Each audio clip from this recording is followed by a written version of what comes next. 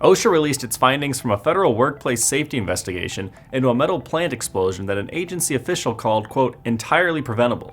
The incident at the Schumann Co. Foundry in Bedford, Ohio last February resulted in a maintenance supervisor's death and injured 15 other workers.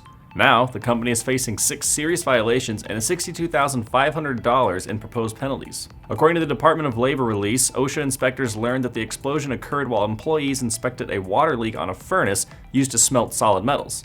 The investigation revealed that the water leaked onto the molten metal inside the furnace, which resulted in a steam explosion.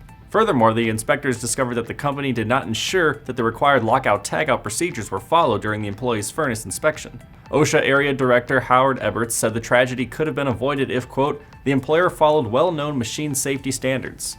The explosion reportedly scattered debris that damaged cars within hundreds of yards of the plant. It also caused catastrophic damage to the interior of the facility, which remains closed. This incident represents the facility's second blast in Bedford. Back in 2006, an explosion caused by molten metal led to injuries for 5 workers. Additional OSHA records concerning Schumann Co. reported by NPR involve an employee who sustained third-degree burns due to molten metal splashes in 2019 and fines for inadequate management of hazardous energy in 2022. Schumann Co. has 15 business days to comply, contest, or request an informal conference. The company did not immediately respond to a request for comment. I'm Nolan Beilstein, and this is Manufacturing Now.